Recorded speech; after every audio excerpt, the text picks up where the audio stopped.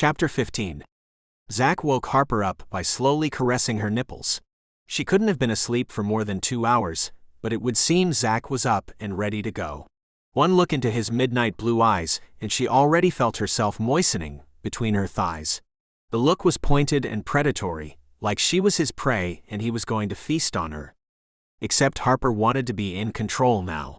She wanted to be the one who called the shots. She wanted to make this strong, tough hockey player beg for more, moan her name, and be completely and utterly helpless. As such, she pushed him so he was flat on his back. At first, he seemed surprised.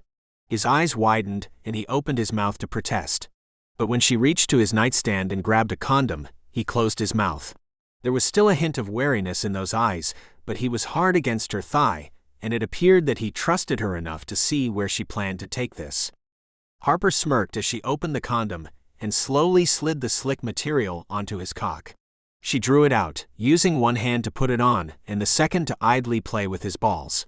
He hissed at the contact, but pleasure clouded his eyes. He was sensitive there, she realized, just like every man she'd been with. Probably just like every man. Without warning, she straddled him and slid down his considerable length. She should have been accustomed to his size already, since they had had sex so recently, but she had to slow her ministrations down just to allow herself some time to stretch around him. He groaned in response and held onto her waist, helping her ease down. "Fuck, you're already wet," he muttered, his eyes squeezed shut. His grip on her was firm. "Can you imagine what I would feel like without the condom?" she asked before she could stop herself. His eyes flashed open, capturing hers. "Don't tempt me, Harper," he said, and she felt a shock to her pelvis at the way he said her name. She grinned down at him and started to roll her hips on top of him, the same way she had danced last night or early this morning. She couldn't keep track.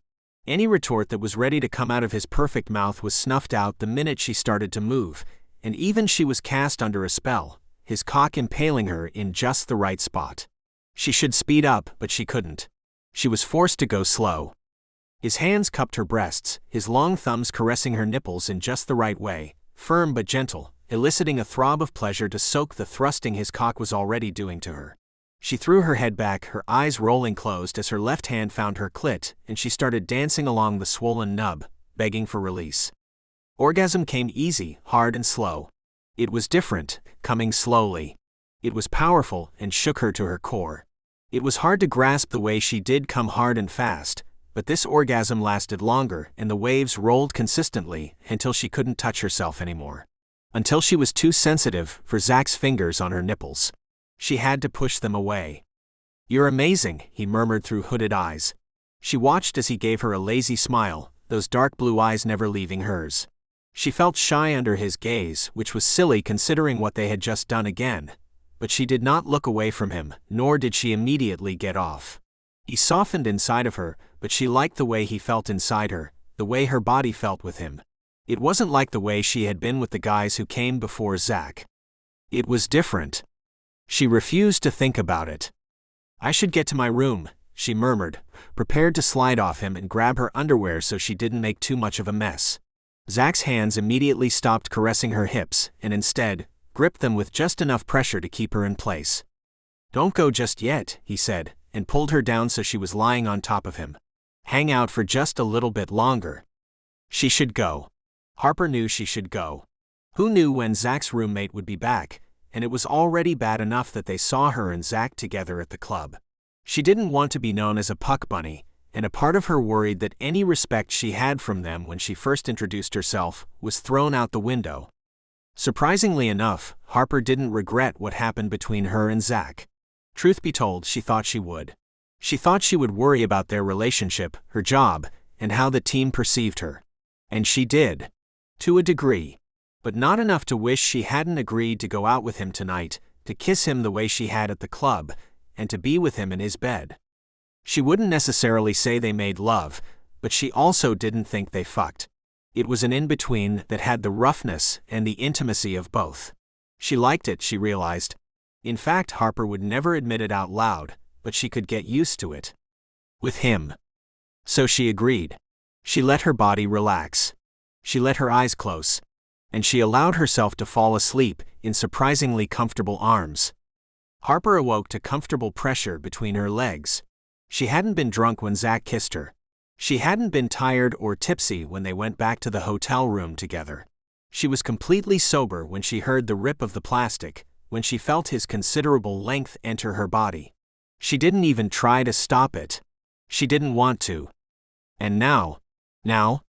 Her eyes dropped to Zach. He slept on his stomach, his face away from hers but one arm still thrown carelessly across her stomach, his fingers sprawled out like she was his, like he was afraid she would slink off into the night. Her heart felt full at the thought, but the fear immediately jumped in. She had wanted him. Badly. She was surprised at how badly she wanted him. Maybe it was because she hadn't been with anyone since Brian, and wanted to know that someone desired her in that way. And yeah, there was an element of pride that went along with being a hockey player. But now those feelings, that pride, didn't mean much to her. Any hope of deepening the relationship on an emotional level probably went completely out the window. Her chest ached, but she pushed it aside. Never again. She couldn't let this happen again. Any respect he had for her probably vanished. Not that she cared what he thought of her. No, that was a lie. Harper hated to admit it, but she did care what he thought about her. Because despite his many personality flaws, Harper truly believed that Zach was a good guy. She had to get out of there. She would sneak out and pretend this never happened. She pointedly ignored when her heart squeezed in response to the decision she made. Her first goal was to get out of Zach's grasp without him knowing. Then she would go back to her room, go to the game, and fly home early, even if she had to pay for it out of her own pocket. Then she would tell Serafina everything.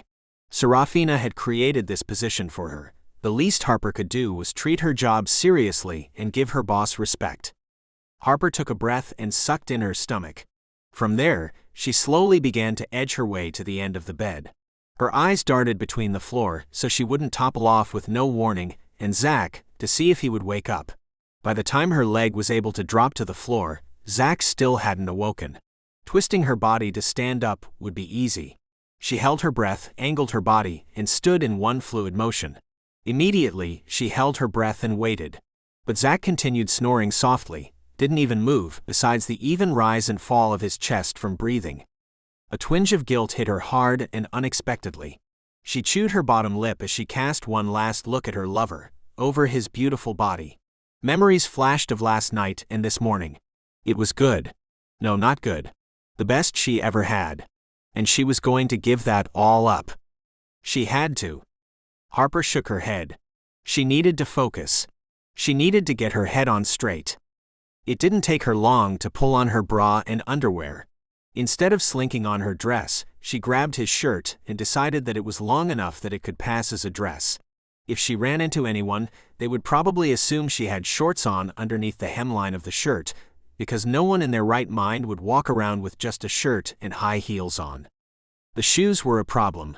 They definitely gave off a walk of shame vibe, and that was what she had been trying to avoid, which was why she refused to wear her dress. There was nothing she could do unless she chose to go barefoot. She wasn't sure what was more damning. In the end, she supposed it didn't matter. As long as she left now, as long as he didn't see her leaving, that was all she cared about.